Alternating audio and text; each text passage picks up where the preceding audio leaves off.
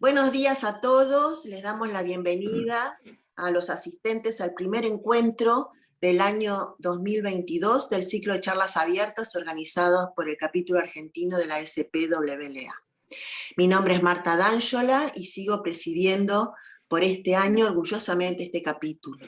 Formamos parte de un equipo de evaluadores de formaciones de alto nivel profesional y fundamentalmente un excelente grupo humano.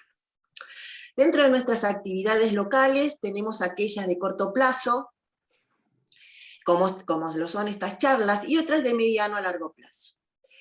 No hablo más y ya le doy la palabra a nuestra moderadora de hoy, la licenciada María Lorena Caviglia, que es un activo miembro y colaborador de nuestro capítulo.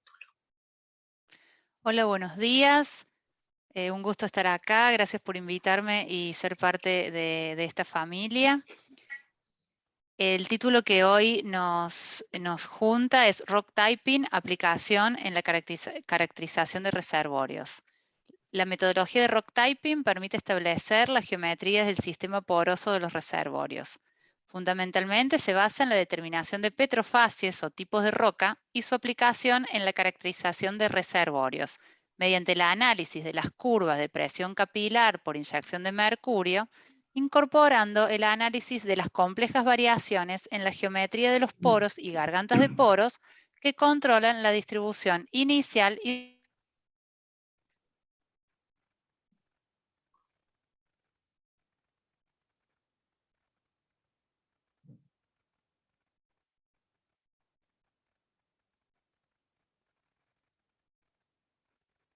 hoy nos presenta este importante tema Juan Carlos Porras, quien es ingeniero geólogo graduado en la Universidad de Oklahoma, Estados Unidos, en el año 1985, con una maestría en geología, mención en petrofísica en la Escuela de Minas de Colorado, obtenida en el año 1992, y una especialización de petrofísica realizada en el Centro de Tecnología de Amoco en Tulsa, Oklahoma, entre agosto de 1994 y 1995.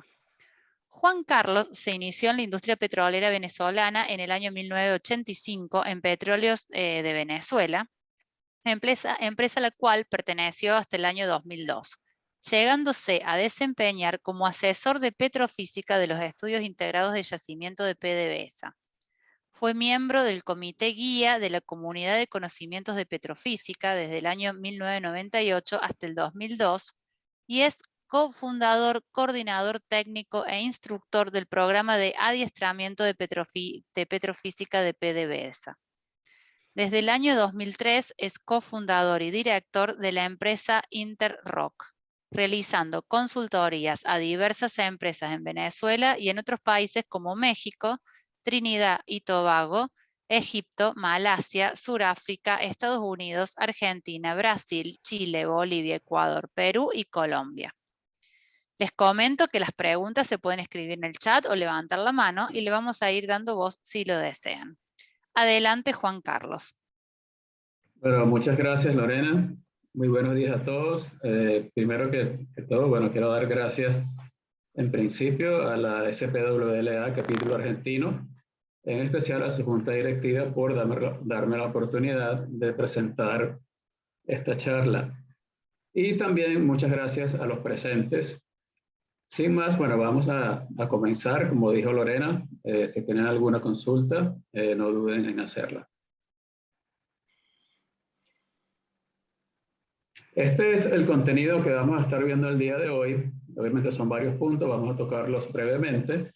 Inicialmente vamos a ver algo sobre presión capilar, que es la base sobre la cual se realiza la metodología de Rock Typing.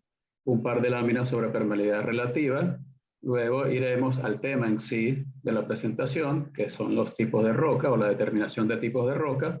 Y luego algo de las aplicaciones en cuanto a lo que es el modelado de saturación de agua, unidades de flujo. Y terminaré presentando algunos casos de estudio donde se ha aplicado la metodología de Rock Typing.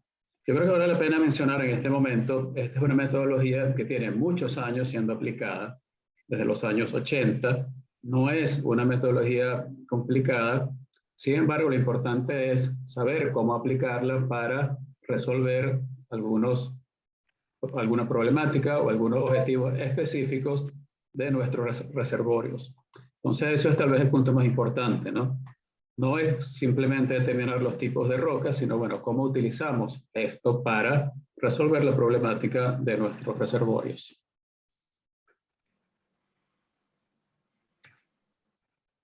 Básicamente, presión capilar se define como la diferencia de presión entre una fase no mojante y una fase mojante. Vamos a comenzar a hablar de una vez. Fase no mojante mercurio, fase mojante aire. Uno hace la analogía de fase no mojante petróleo y la fase mojante sería entonces agua, si estuviéramos hablando de yacimientos. La ecuación de Washburn nos define que la presión capilar es igual a menos 2 sigma coseno de tita sobre R. Y este R que estamos viendo acá justamente es el radio de garganta poral que nosotros queremos determinar utilizando la metodología de rock typing. Acá tenemos PC, obviamente presión capilar. Sigma es la tensión interfacial del mercurio, asumiendo que estamos en un sistema de fluido mercurio-aire. Y tita sería el ángulo de contacto para mercurio. Estos son valores predefinidos de 480 dinas sobre centímetros y 140 grados respectivamente. Y como les comenté, R sería el radio de las gargantas porales que nosotros queremos determinar. En el laboratorio corresponde al radio de los tubos capilares utilizados.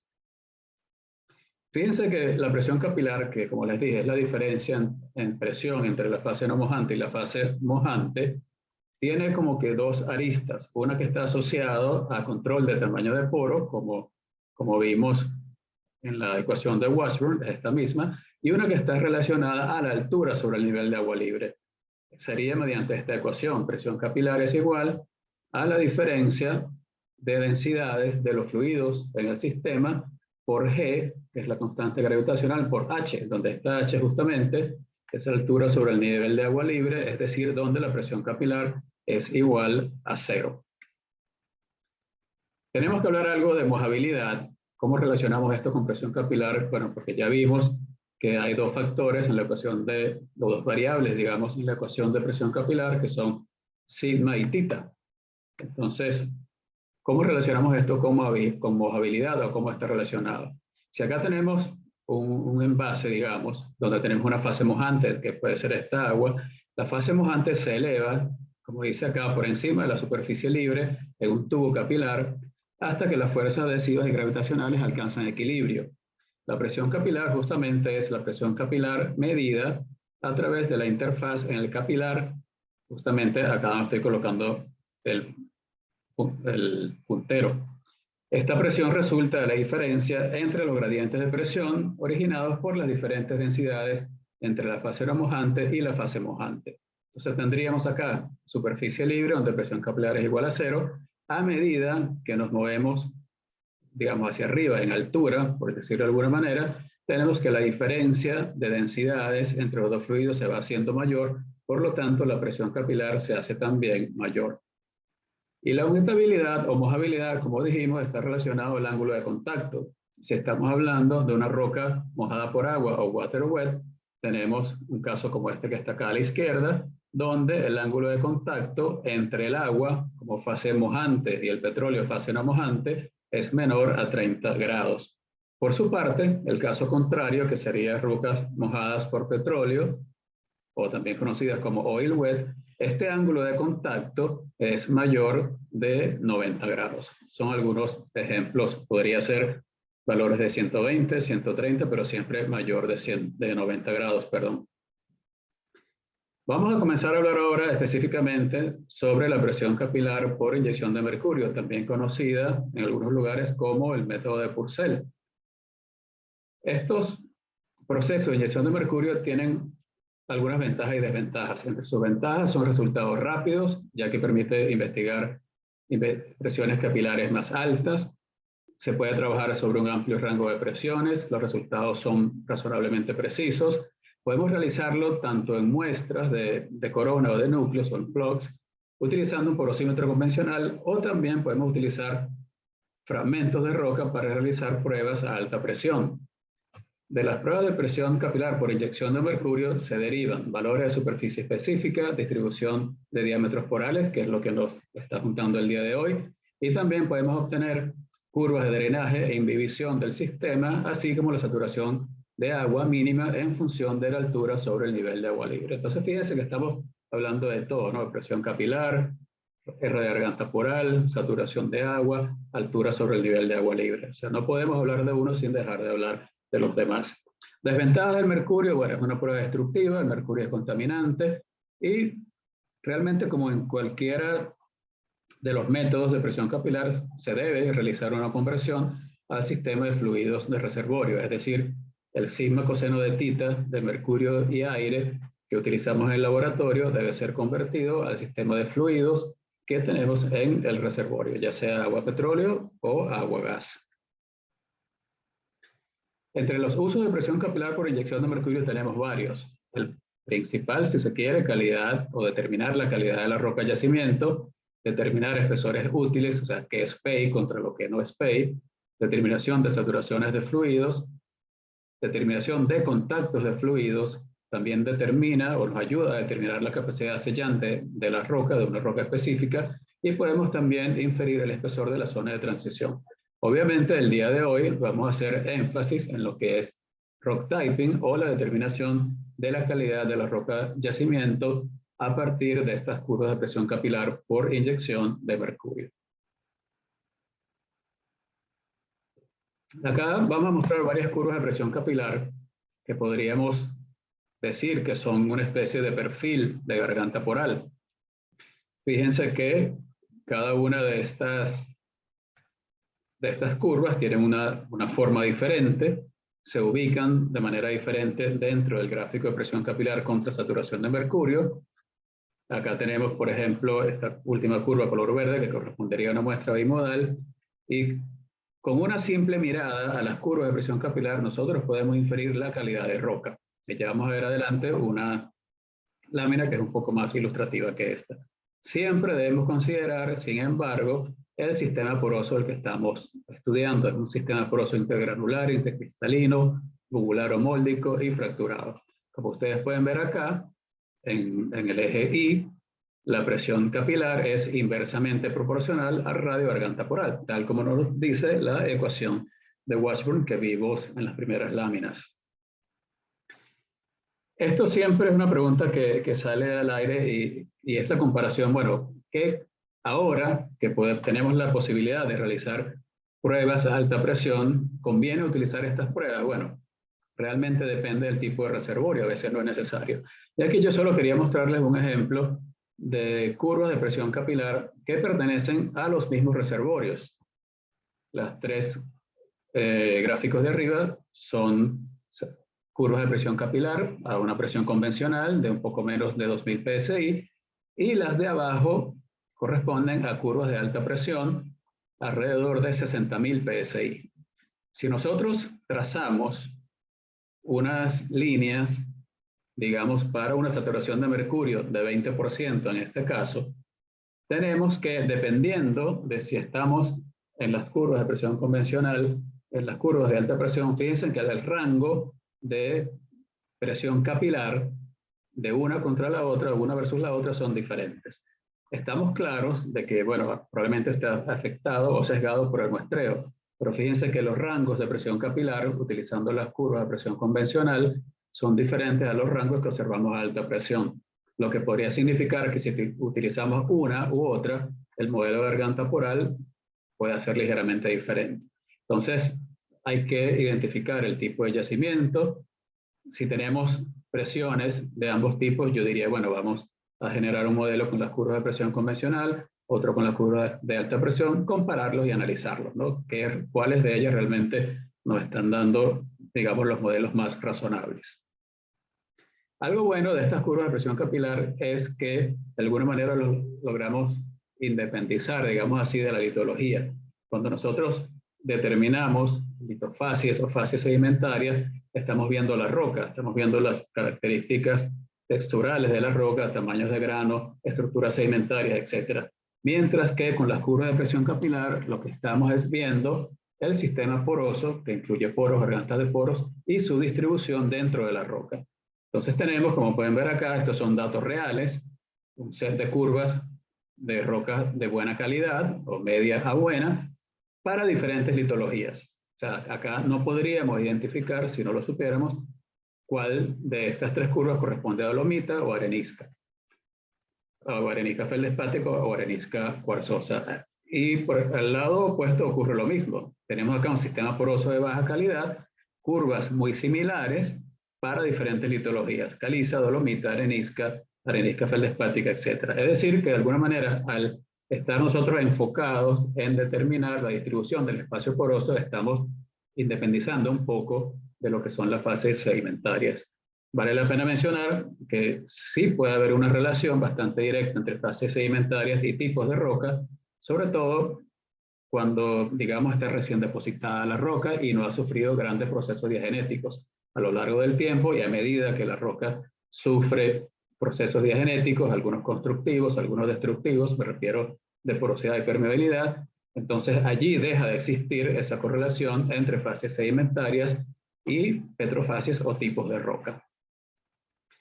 Les había hablado sobre la posibilidad de, simplemente viendo un set de curvas de presión capilar, asociarlos a la calidad de roca. Y acá tenemos un ejemplo. Fíjense, tenemos 5 curvas de presión capilar con diferentes valores de porosidad, permeabilidad y K sobre phi.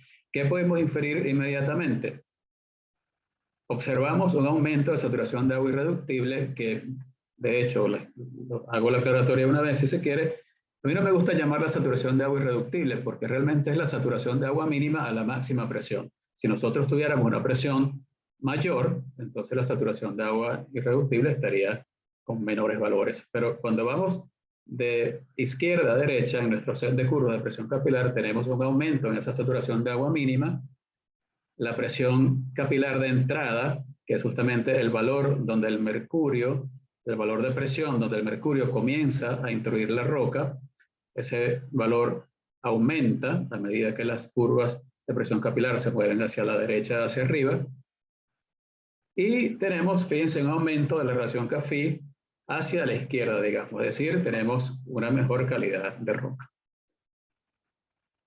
Las curvas de presión capilar, ya la había mencionado anteriormente, sobre todo cuando vamos a hacer modelado de saturación de agua, que es una de las aplicaciones de las mismas, deben ser convertidas de condiciones de laboratorio a condiciones de reservorio, utilizando esta ecuación que observan acá.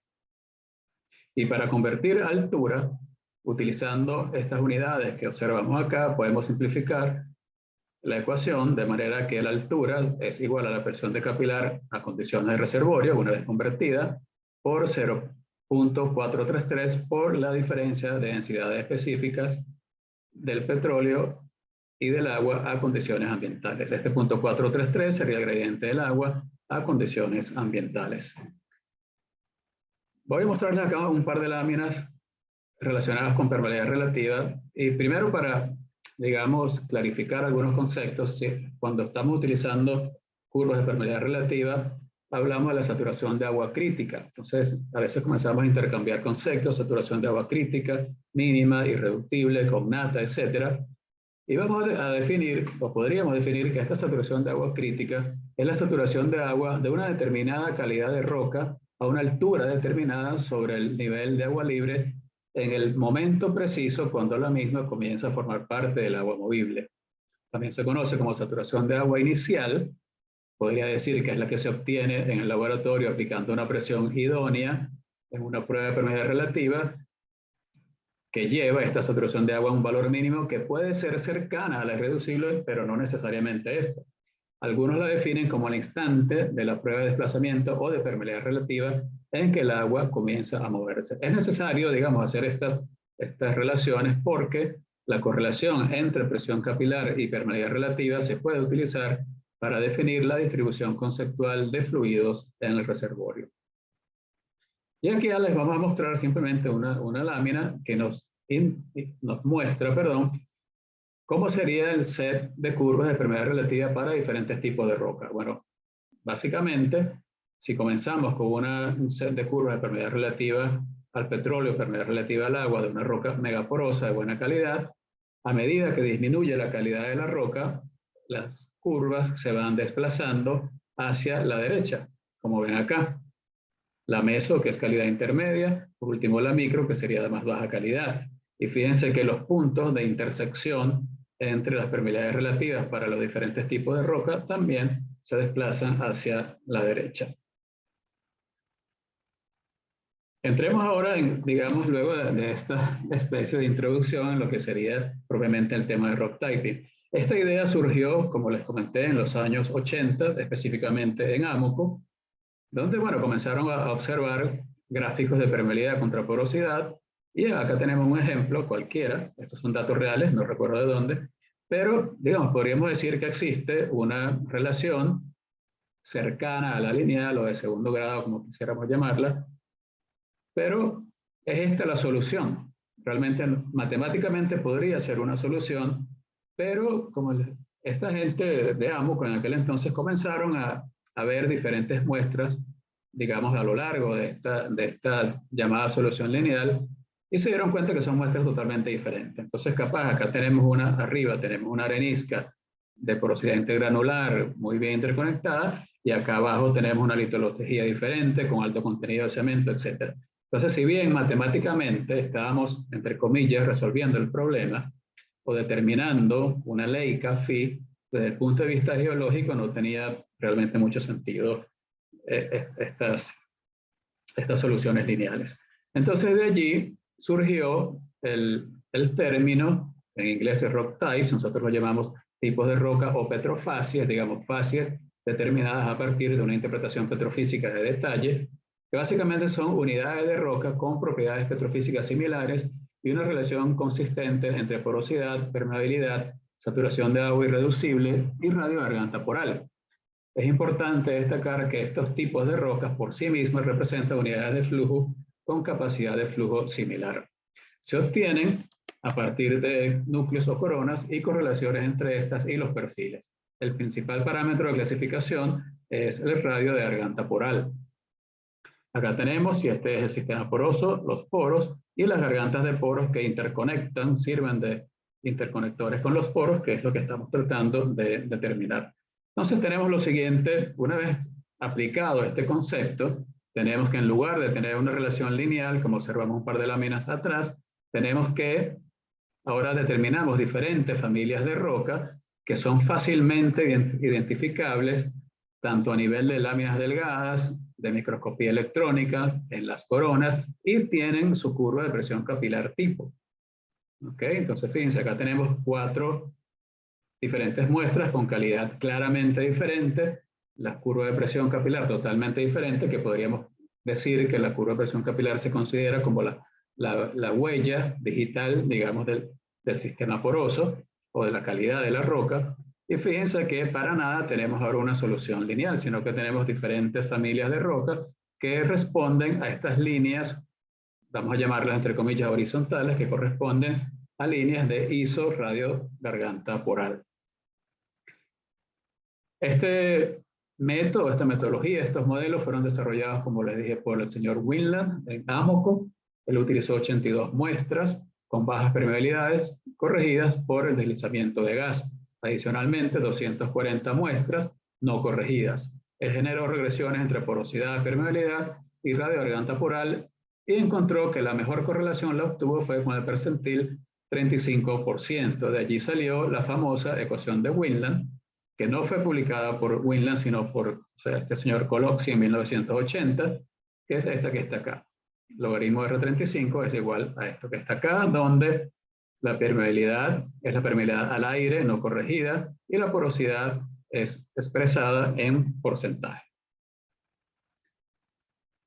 Si tratamos de entender lo que hizo Winland en su trabajo de manera muy sencilla, bueno, fíjense, acá tenemos una curva de presión capilar, pues, y si vemos, ¿qué estamos mostrando acá en estos pequeños recuadros? Bueno, incrementos de saturación de mercurio asociados a un incremento de presión. Es decir, al aumentar la presión, hay cierto volumen de mercurio que es recibido por la roca. Lo que encontró Winland es que a este valor de saturación de mercurio, 35%, Si cortamos la curva de presión capilar, ese corresponde a lo que sería el valor de R35. Recuerden que hay una relación inversamente proporcional entre presión capilar y R, y ese valor de R35 podría tener cualquier valor en micrones, en este caso alrededor de 15.2. De allí podemos entonces determinar estas relaciones por tipos de roca, ¿verdad? Para diferentes tipos de roca. Y fíjense, cuando aplicamos estos gráficos, que son conocidos como los gráficos de Winland o gráficos de Pitman, dependiendo del modelo utilizado, los podemos realizar también por fases y observamos que efectivamente una misma fase puede corresponder a diferentes tipos de roca. Acá tenemos, por ejemplo, la fase de color violeta, que tiene muestras que están acá rayando en el área correspondiente a las rocas megas, también tienen rocas en la banda de roca macro, y tienen por acá una de roca mesoporosa. Y si vemos acá esta roca de color rojo en el gráfico, fíjense que se ubican dos muestras en la banda macroporosa y uno en la banda incluso nanoporosa. Es decir, lo que hablábamos anteriormente, no existe necesariamente una relación directa entre litofasias o fascias sedimentarias y tipos de roca. Las relaciones CAFI, si no logramos determinar, si no tenemos curvas de presión capilar para determinar un modelo de Winland R35, pueden ser utilizadas también para determinar estas familias de roca, ¿okay? Dependiendo de los valores de CAFI que utilicemos. La relación CAFI es un indicador de la calidad de flujo y almacenamiento de la roca y expresa o refleja la calidad de la roca en términos de eficiencia de flujo. Fíjense dos ejemplos: tipo de roca 1, tipo de roca 2.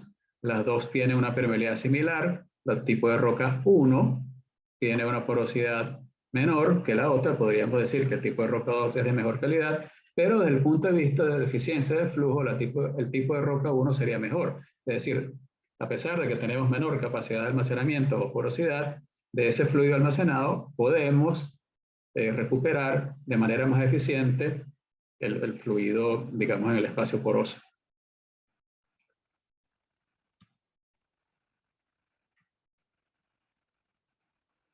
A lo largo de estas líneas de CAFI, la garganta de poro es constante, que en teoría entonces estamos hablando de líneas de ISO, garganta poral, y a medida que nos movemos hacia arriba, digamos en el eje de permeabilidad, siendo la porosidad constante, tenemos que la garganta de poro aumenta.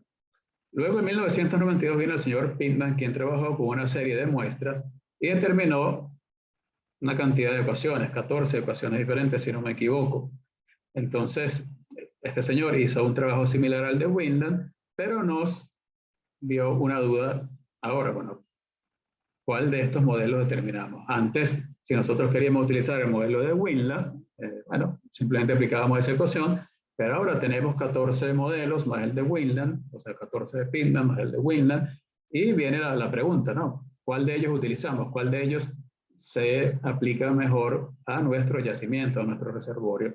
Recuerden que siempre tenemos la posibilidad de replicar el trabajo realizado por Winland y por Pitman con datos propios de nuestro yacimiento y generar una ecuación que sea específica para ese yacimiento. Pero bueno, acá tenemos 15 modelos de Winland y Pitman y podríamos escoger alguno de ellos que pueda ser utilizado de manera razonablemente correcta en nuestro yacimiento. ¿Cómo lo hacemos? Bueno, existen los gráficos de intrusión de mercurio, que nos ayuda a determinar cuál es el tamaño de garganta poral dominante, los gráficos de ápice, mencionados en el paper de Pitman, que él lo relaciona, él dice que estos valores de ápice de cada una de las curvas están asociadas a la saturación de mercurio, que a su vez está asociada al tamaño de garganta poral que controla el flujo para esa determinada roca. Pero fíjense, acá tenemos 5 curvas de presión capilar expresadas en el gráfico de ápice, y los ápices de estas son diferentes, tenemos como 2 agrupaciones diferentes. En todo caso, los gráficos de ápices nos definen un rango de saturación de agua que debemos posteriormente ajustar. Existen otras metodologías como los gráficos 1 a 1, con lo cual buscamos replicar mediante estos modelos, ya sea de Winland o de Pitman, los valores de R obtenidos de las curvas de presión capilar que se midieron en el laboratorio.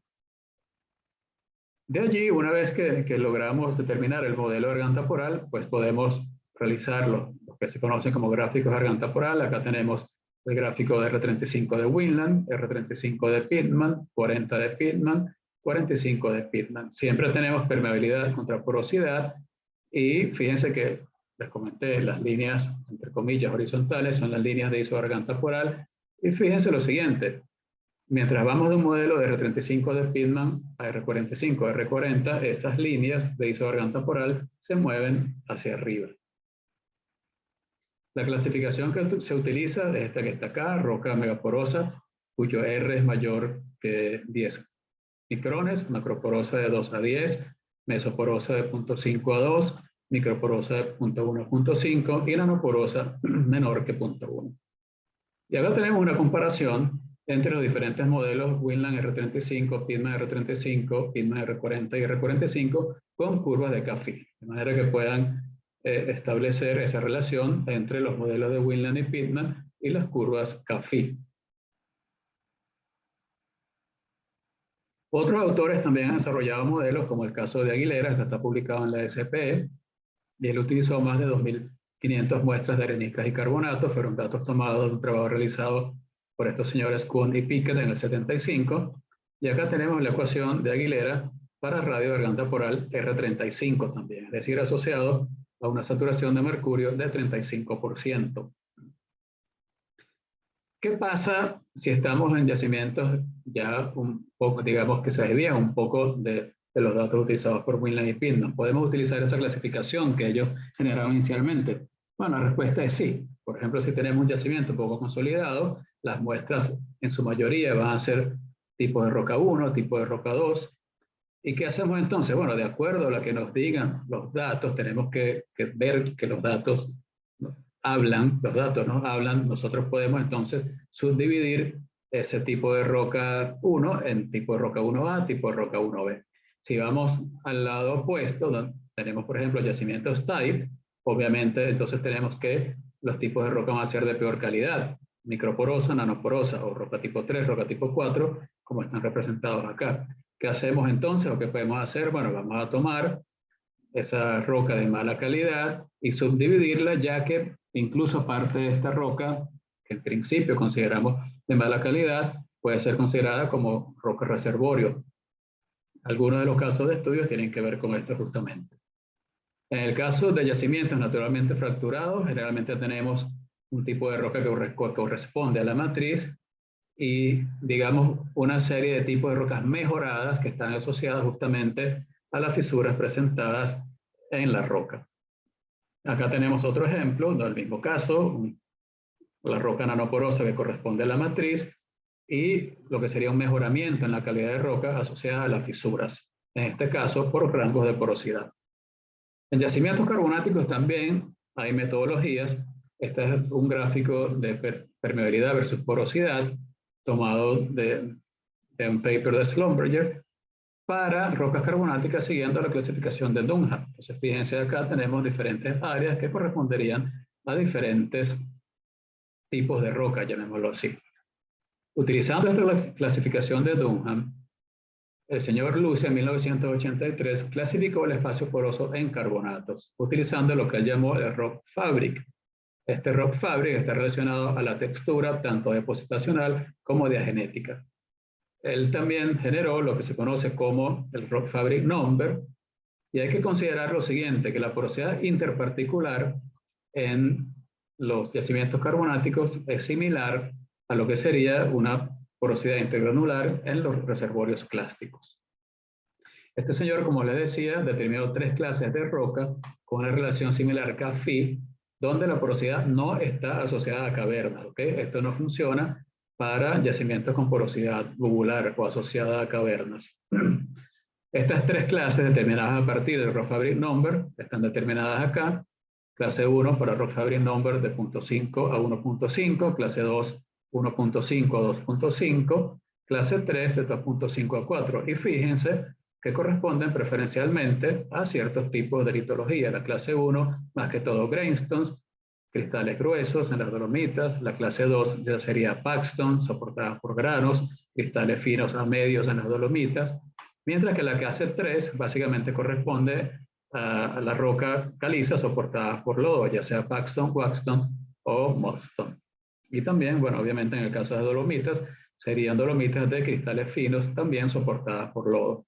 Y lo que les comenté, una porosidad intergranular en un reservorio clástico, desde el punto de vista petrofísico, sería similar a una porosidad interparticular en un yacimiento de caliza o una porosidad intercristalina en un reservorio dolomítico o una roca dolomítica. Y acá tenemos las relaciones entre porosidad y permeabilidad asociadas a los tres grupos, o las tres clases de roca que definió el señor Lucia. A la izquierda para el caso de caliza, a la derecha para el caso de dolomitas o dolomías, son las mismas líneas. Ahora fíjense lo siguiente, si nosotros queremos comparar el rock fabric o estas clases con las líneas de CAFI, tenemos algo como esto que está acá. Entonces, la sugerencia es cuando apliquemos yacimientos carbonáticos o cuando apliquemos esta metodología de rock typing en yacimientos carbonáticos, lo más conveniente probablemente sería utilizar ambas metodologías digamos, de rock typing convencional, dependiendo de si es un sistema poroso intercristalino o interparticular, y también utilizar la metodología de Lucia y bueno, ver qué se ajusta más al reservorio. Nuevamente, como les comenté, acá no estamos simplemente tras determinar diferentes tipos de rocas, sino ver que esto realmente pueda ser aplicado a nuestro reservorio, para lo cual se necesita tener un conocimiento previo, digamos, de la litología del reservorio. En el caso de reservorios no convencionales, bueno, también hay cosas que se pueden hacer. Acá tenemos una matriz de tipo de roca, donde fíjense los valores de porosidad y permeabilidad y los valores y rangos también de K-Phi muy bajos, y nos permite mediante curvas de presión capilar definir una roca microporosa y roca nanoporosa, que en este estudio fue subclasificada en nanoporosa superior y nanoporosa inferior. Obviamente, para lo que sería el rock typing en yacimientos no convencionales o yacimientos de arcillas, tenemos que integrar otros elementos, como es la parte que corresponde al modelo mineralógico, la interpretación de los perfiles o el uso de PASEI como metodología para determinar TOC, el uso de datos geoquímicos, integración de estos datos de pirólisis, datos geomecánicos, datos de perforación y también datos de física de roca. Hablemos un poco ahora de saturación de agua. Como les dije, no podemos dejar de hablar de saturación de agua sin asociarla a tipo de roca y altura sobre el nivel de agua libre. La saturación de agua es función de la geometría del sistema poroso y de la presión flotación ejercida por la columna de hidrocarburos, es decir, la presión capilar a nivel de reservorios, a nivel del yacimiento, y esto está relacionado justamente a la altura sobre el nivel de agua libre. Un perfil de saturación de agua como el que estamos observando acá ilustra la variación de saturación de agua en profundidad.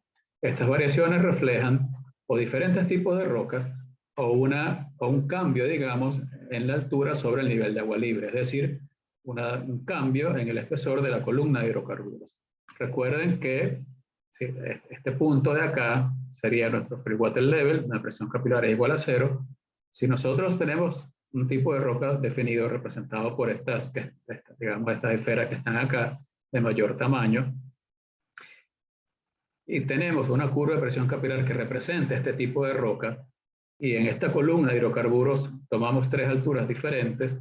Entonces fíjense que dependiendo de la altura, para el mismo tipo de roca vamos a tener diferentes saturaciones de agua. Ahora bien, si incorporamos una roca de calidad media e incluso con su respectiva curva de presión capilar, incluso una roca de peor calidad con su respectiva curva de presión capilar, y vamos a tomar un valor arbitrario de altura, que sería este H4, que sea el mismo valor para los diferentes tipos de rocas, entonces tenemos diferentes valores de saturación de agua, en este caso para la misma altura, pero asociados a diferentes tipos de roca. Si lo queremos ver en el reservorio, tendríamos nuevamente, acá tenemos nivel de agua libre, donde presión capilar es igual a 0. Fíjense que ahí puede haber una distancia entre el nivel de agua libre y el contacto agua-petróleo, porque tal vez la presión capilar no sea suficiente para penetrar el espacio poroso. Una vez que alcanzamos este valor, donde comienza a entrar el mercurio, que es la presión capilar de entrada, ahí podríamos estar ubicando nuestro contacto agua-petróleo. Y de allí hacia arriba, ¿verdad? A lo largo de lo que es la columna de hidrocarburos, tendremos la zona de transición hasta que llegamos a la zona de saturación de agua mínima, podría ser irreductible o no, donde no hay producción de agua, sino que la producción es 100% de hidrocarburos. Fíjense cómo sería una variación incluso del contacto agua-petróleo o del contacto agua-petróleo por capilaridad. Acá tenemos el nivel de agua libre, tenemos diferentes pozos perforados, atraviesan capas con diferente calidad de roca y por capilaridad nada más podríamos obtener algunas pequeñas variaciones en lo que sería el contacto agua-petróleo. Los modelos de saturación de agua en función de la altura, ¿son necesarios? Bueno, vamos a decir que sí. ¿Por qué? Bueno, por un lado, describen la saturación de agua en función de altura y calidad de roca, que es justamente la relación que hemos venido hablando. Y nos permiten calcular la saturación de agua original del yacimiento. Aparte de eso, sabemos que tenemos muchas incertidumbres en los modelos a partir de perfiles, es decir, los modelos resistivos.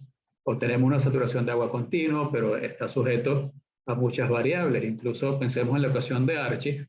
Todas las variables de la ecuación de Archie tienen incertidumbre. Quizás la más cercana es la porosidad, pero a veces no conocemos muy bien la salinidad, el valor de M, el valor de N, el valor de A. El valor de resistividad está influenciado, por la invasión, por la resolución vertical de las herramientas, por la profundidad de investigación de las herramientas, puede estar atenuada, etc. Entonces hay una gran cantidad de incertidumbre en estos modelos de saturación de agua a partir de perfiles. Los modelos en función de la altura a partir de presión capilar de núcleos o coronas también tienen su incertidumbre, como puede ser la invasión del lodo, afectando las mediciones de presión capilar, y también algún tipo de problema de escalamiento, y también incertidumbres en lo que sería la tensión interfacial de los fluidos presentes en el reservorio y la densidad de estos. Pero de alguna manera tenemos dos modelos que podrían ser comparables en determinado momento. Vamos a hablar específicamente de la función J. Fue desarrollada por Leverett en el año 1941. Fíjense que no es nada nuevo. Estamos hablando de funciones, de metodologías que se están utilizando hace muchos años.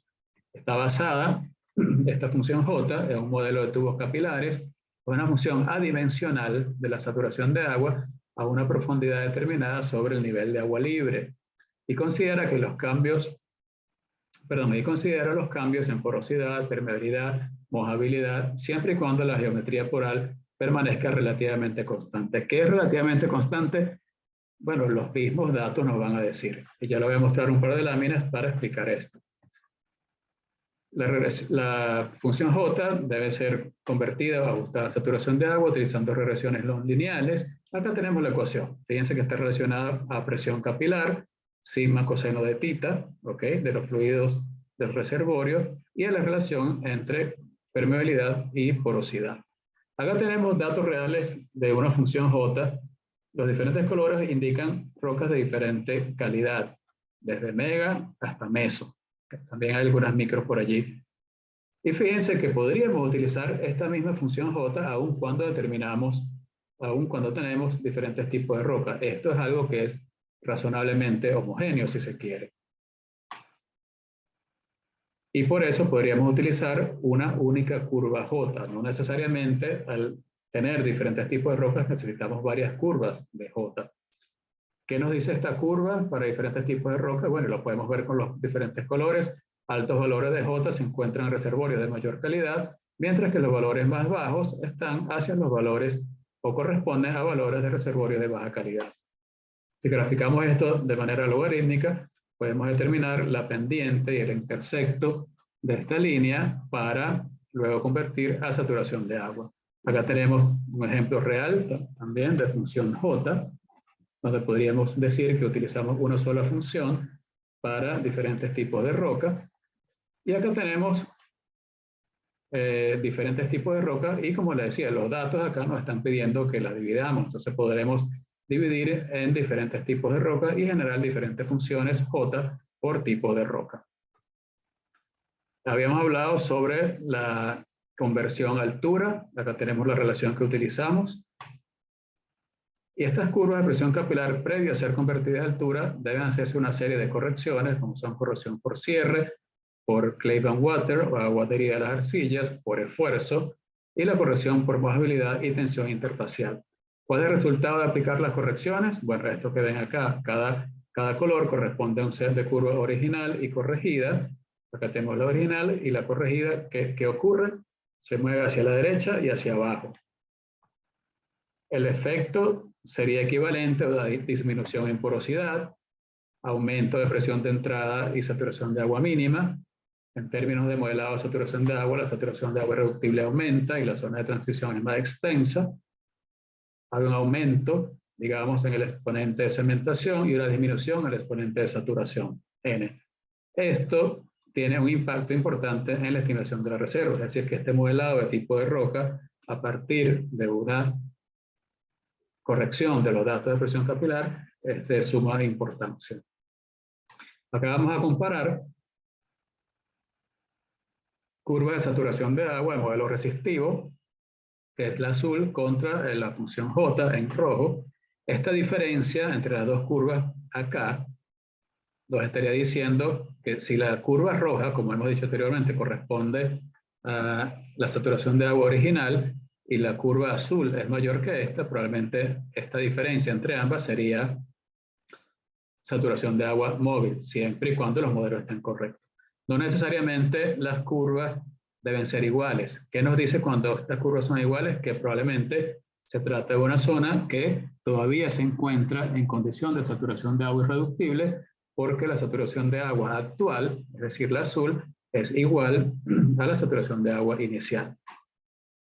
Acá tenemos un segundo caso, probablemente hay algún problema en alguno de los dos modelos o en los dos, porque fíjense, esto no puede ocurrir. Que la saturación de agua actual sea menor que la original, no puede ocurrir por naturaleza. Entonces esto llevaría a la revisión de ambos modelos, no solo el modelo de saturación de agua a partir de la función J, sino también deberíamos obviamente revisar el modelo resistivo. En cuanto a unidades de flujo, acá tenemos algunas definiciones. En la primera de ellas, fíjense que hablan de un volumen específico de un reservorio compuesto de litologías de cualquier calidad de reservorio y no reservorio. Parece que estuvieran mezclando cosas. TIAP en el 93 define como un cuerpo continuo a lo largo de un volumen específico de reservorio que posee propiedades petrofísicas y de fluido prácticamente consistentes, caracterizadas por una manera única en lo que es su comunicación estática y dinámica con el pozo. Y bueno, nosotros generamos de todas estas una definición similar, donde dice que es intervalo de roca con propiedades petrofísicas similares, diferente de los intervalos de roca que se encuentran inmediatamente supra o subyacentes. Posteriormente, también definimos de esta manera como un intervalo estratigráfico continuo con procesos dinámicos similares que mantienen la arquitectura geológica y las características del tipo de roca. Como les comenté inicialmente, cada uno de estos tipos de rocas por sí mismos son pequeñas unidades de flujo. La idea es que nosotros podamos, de una evaluación convencional volumétrica, digamos, donde podemos determinar preciosidad, porosidad y saturación de agua, pasemos a una evaluación por tipo de roca, donde además podemos tener un cálculo de permeabilidad mucho más razonable, podemos determinar los radios gargantaporales y obviamente los tipos de roca, y mediante el uso de diferentes técnicas, como por ejemplo el gráfico de Lorenz modificado, podamos determinar o combinar estos tipos de roca en unidades de flujo que sean manejables, digamos, para las simulaciones que realizan los ingenieros o para el modelo estático, ¿no? Pues fíjense, acabamos de una cantidad bastante grande de tipos de roca a pocas unidades de flujo, donde básicamente son tres principales unidades de flujo, la A, la B y la C. Este diagrama de almacenamiento de flujo estratigráfico también nos permite identificar cosas como esta que observan acá, esta capa de muy poco espesor, que tiene una capacidad de flujo muy alta y una baja capacidad de almacenamiento, conocidas como zonas ladronas o tip zones, que debemos evitar tocar porque podríamos tener, digamos, una depletación bastante rápida del yacimiento debido a la presencia de esta zona que está acá. Vamos a hablar un poco sobre RQI y FZI, no vamos a hablar de los detalles, solo que hay algo que siempre llama la atención. Esta es una metodología matemáticamente, muy buena, pero fíjense lo siguiente. Trabaja muy bien a nivel de pozo, pero tenemos que tener cuidado cuando lo utilizamos a nivel de yacimiento. Acá tenemos dos pozos de un mismo yacimiento con sus valores de FZI promedio, ¿verdad? Y fíjense que para el caso de la unidad 1, que en el pozo 1 tiene un FZI promedio de 13.3, y para el caso del pozo 2, el valor de FZI de 13, en este caso 0.78, corresponde a la unidad 6. Es decir, los valores con similares, o las unidades, perdón, con valores similares de FZI son la unidad 1 en un pozo y la unidad 6 por otro pozo. Es decir, que son difícilmente correlacionables. Acá tenemos un ejemplo de un paper presentado en el año 99, como les comenté, esto no es nada nuevo. Tenemos diferentes unidades hidráulicas determinadas con la metodología de FZI, como pueden observar acá, y cuando comparamos estas unidades hidráulicas que observan allí en el eje X, con tipos de roca, que son estas que observan en el eje Y, observamos cosas como estas que están acá. Fíjense, por ejemplo, el recuadro acá arriba, tenemos un solo tipo de roca asociado a 5 unidades de flujo. Cuando hablamos de unidades de flujo que tienen características petrofísicas similares, acá estamos como que diciendo, bueno, tenemos 5 unidades de flujo que tienen prácticamente una característica petrofísica similar. Y peor se observa en este caso, cuando tenemos una unidad hidráulica que contiene tipos de roca de diferente calidad, de bastante diferente calidad, como son rocas mesoporosa, macroporosa y megaporosa. Entonces, esto nos presenta o nos introduce una incertidumbre a presentar una misma unidad hidráulica con varios rangos de gargantas de poro, lo que implica que tienen también diferentes rangos de saturación de agua irreductible. Y acá tenemos otro ejemplo. Fíjense, esta unidad hidráulica 5 tiene rocas desde nanoporosas hasta macroporosas. Y yo les adelanto acá, en este yacimiento, la roca macroporosa es una roca productora muy buena y la roca nanoporosa es una roca sello. Entonces, ¿cómo podemos decir que corresponden a la misma unidad hidráulica? Es un poco confuso. Vamos a ver ahora los casos de estudio rápidamente. En el primer caso, lo que se buscó fue identificar zonas de saturación de agua irreductible para lograr producir hidrocarburos. Acá tenemos cómo fue la historia. En 2006 se ensayaron algunos intervalos y fíjense que tiene una producción de agua, tal como lo indica la diferencia entre el modelo resistivo y el modelo de función J, que corresponde a la curva color marrón. Y luego se identificaron zonas como estas que están acá, donde ambas curvas de saturación de agua son iguales, y fíjense que en este caso los ensayos vinieron libres de agua. Ustedes me dirán, bueno, acá tenemos estos valores de saturación de agua del modelo resistivo que son menores que la saturación de agua de función J, y esto no puede ocurrir. Bueno, es verdad.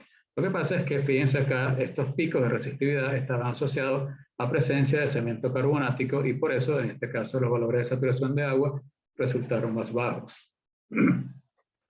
El caso 2, caso de estudio 2, yacimiento de Tají Gas, fue presentado en un paper justamente acá en el Congreso de Exploración y Desarrollo de Hidrocarburos en Argentina, donde acá teníamos roca nanoporosa, parte de la cual era roca yacimiento y parte de ella no, y bueno, se logró identificar cuál de esta era la roca que aportaba al reservorio.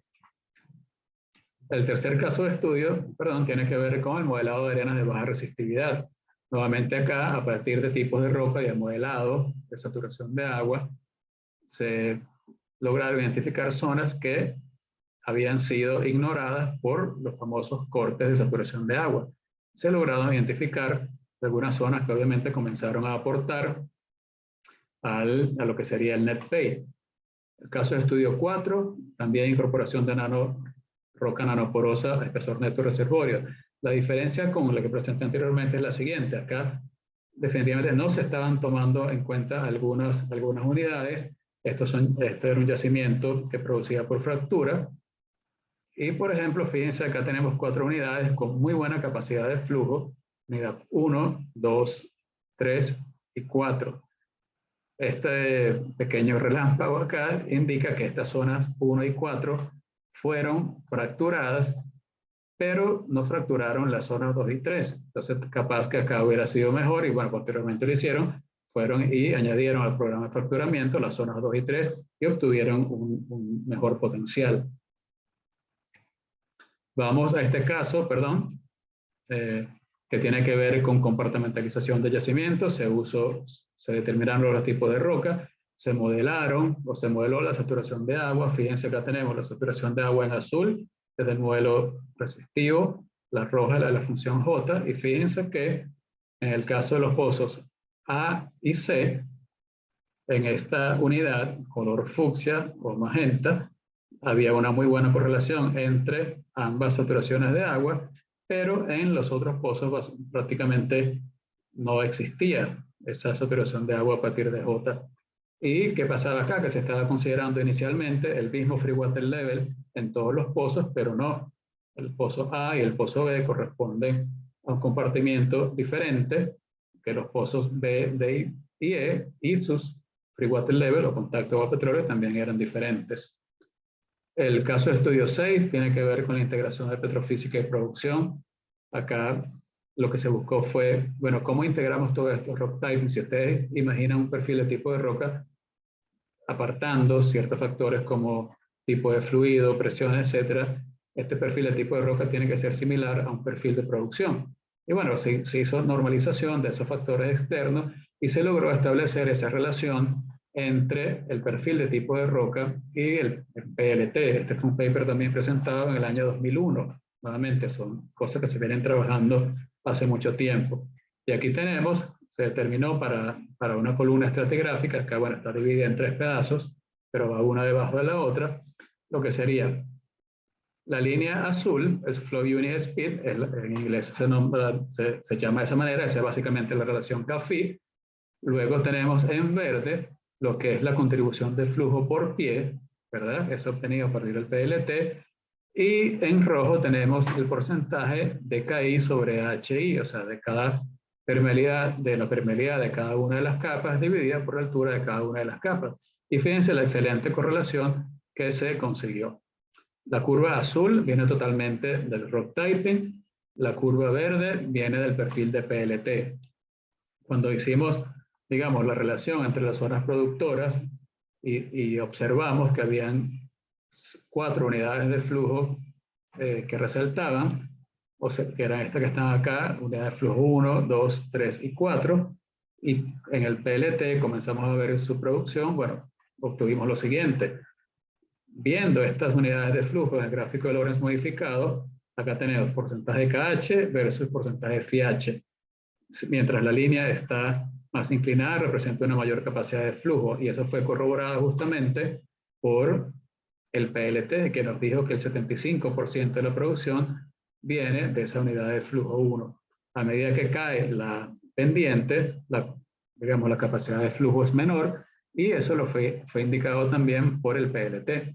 La unidad de flujo 2 estaba aportando el 18% del flujo, mientras que las unidades 3 y 4 apenas aportaban el restante 6%. Básicamente, el gráfico de Lorentz, a partir de la metodología de rock typing, nos decían que su capacidad de flujo era muy poca. Entonces, de alguna manera, pudimos lograr eso, ¿no? Con perfiles de producción, corroborar que la metodología de rock typing nos puede ayudar a predecir incluso lo que sería el comportamiento de flujo en algún pozo.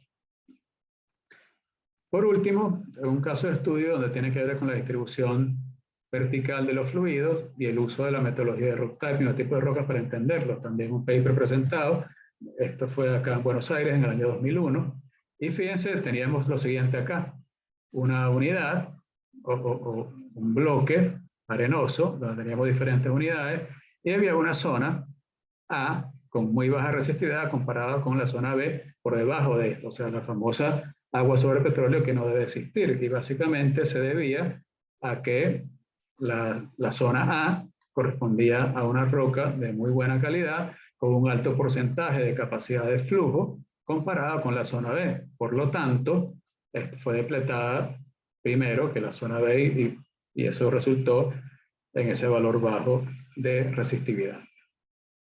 Entonces, bueno, ya para terminar, como les comenté al principio, la metodología de rock typing puede ser fácilmente aplicada si nosotros seguimos ciertos pasos o cierto flujo de trabajo, pero debemos tener la capacidad de aplicar los resultados de esta metodología para resolver los problemas específicos de nuestro yacimiento. Y esto no se logra si no integramos toda la información disponible. Entonces, como dice acá, la integración es la clave para lograr resolver la problemática específica de cada uno de nuestros yacimientos. Con esto termino, muchas gracias y bueno, los dejo con Lorena y para abrir la sesión de preguntas. Muchas gracias, Juan Carlos. Muy, muy interesante. Hay muchas preguntas, muchas felicitaciones. Bueno, después va a quedar este chat abierto para que vos leas todas las felicitaciones porque son muchas.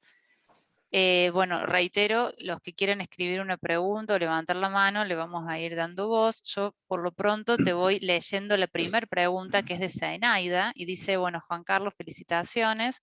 Una pregunta, en Qtin, ¿qué tan confiables son los resultados? Hola, Zenaida, ¿cómo estás? Mucho gusto saber de ti.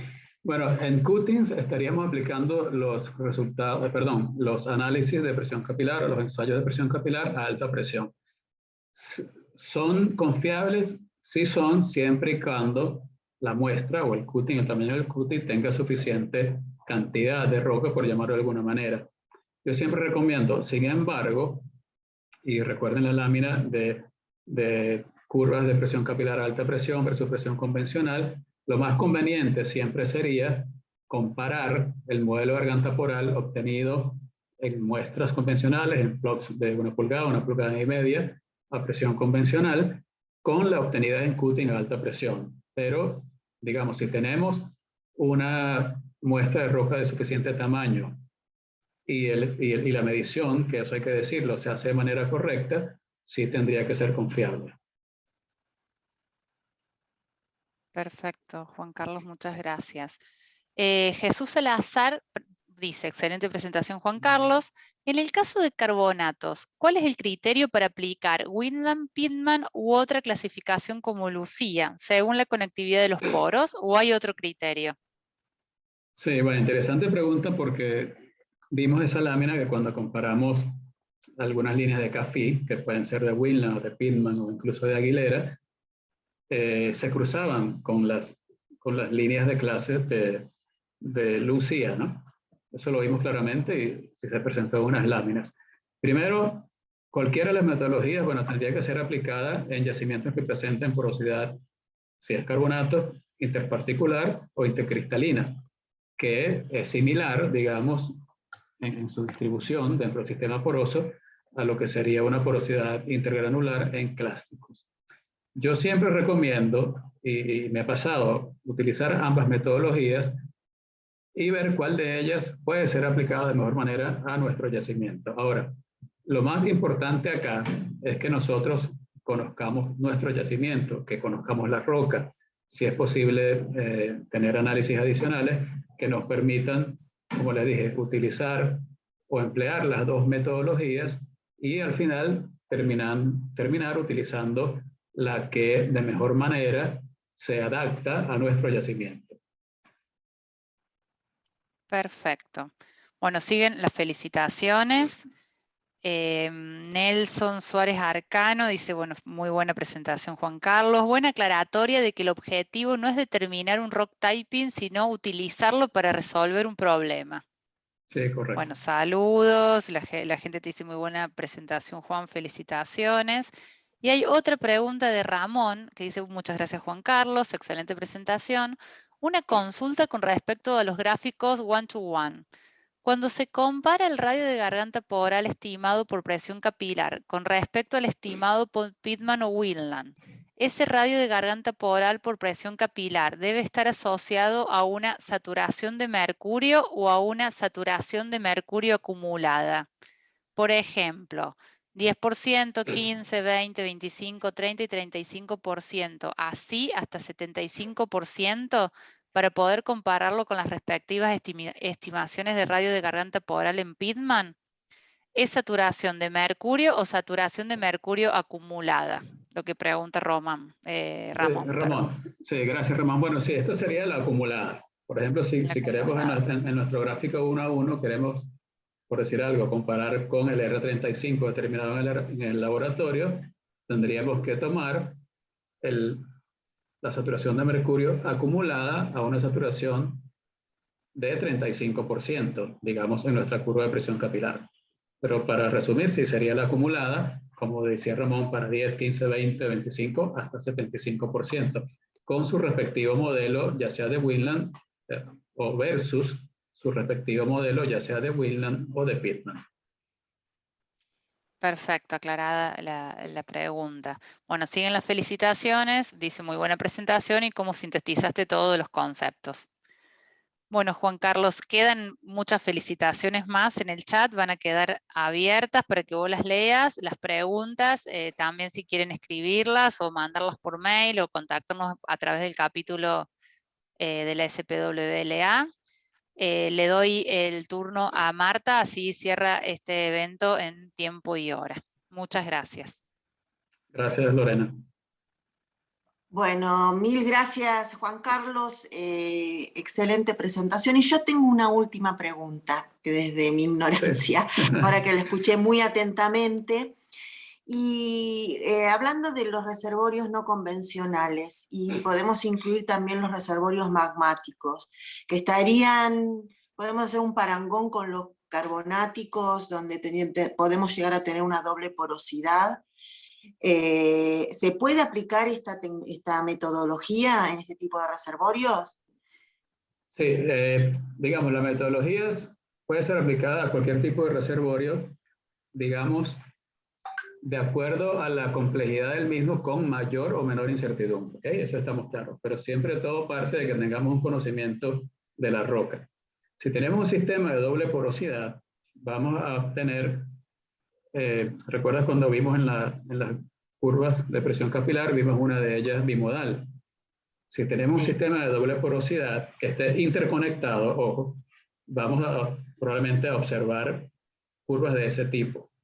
Entonces, básicamente tendríamos vamos a llamarlo así, dos tipos de garganta poral dominante, uno correspondiente al modelo de garganta poral del primer sistema poroso y luego un tamaño de garganta poral dominante para el segundo sistema poroso. Entonces, bueno, como te dije, el conocimiento que tengamos de nuestro yacimiento nos va a ayudar a utilizar ambos modelos, porque estaríamos hablando ahora nuevamente que tenemos dos modelos para nuestro poroso sistema interconectado, tal vez uno sea de mayor calidad y uno sea de menor calidad. Pero sí puede ser utilizado. Bueno. Es igual como el caso de los convencionales. Sí, pero no, quería agregar algo más, Marta, que es como el caso de los no convencionales, de shale, vamos a hablar, siempre dicen, no, que bueno, son procesos diferentes para producirlo, etcétera. Pero bueno, siempre utilizando la metodología de rock typing nos lleva hasta cierto punto que nos ayuda muchísimo y luego, ok, debemos complementarla con información de otras fuentes. Claro. Cuanto más información tengamos y más integrado, vamos a estar quizás ajustando mejor el modelo. Claro, y una clave es conocer la roca. Por eso digo, no es suficiente con tomar la curva de presión capilar, hacer una receta y tener unos tipos de roca. Es necesario conocer la roca y bueno, ver si lo que estamos obteniendo tiene sentido con lo que es nuestro yacimiento, ¿no? Que hablamos del criterio del intérprete también, ¿no? Utilizar claro. y entender lo que está trabajando, como dijiste vos, que no sea aplicación de una receta. Claro. Y acá dejaron para terminar, que dejaron una consulta en el chat, que es si podemos compartir tu presentación, al que desee la podemos enviar.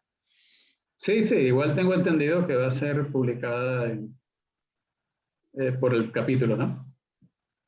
Perfecto, bien, yo por si me preguntan ya tengo la respuesta. Bueno, y ya con esto cerramos y los esperamos para la próxima actividad, que las vamos a ir subiendo en LinkedIn y a través de nuestro mail. Así que gracias Juan Carlos otra vez, No, gracias a gracias ustedes. Lorena, a todos los asistentes y que tengan buen día. Muy buenos días y muchas gracias nuevamente a la SPLWLA y a los asistentes. Un gusto. Hasta pronto. Hasta luego. Chao, chao.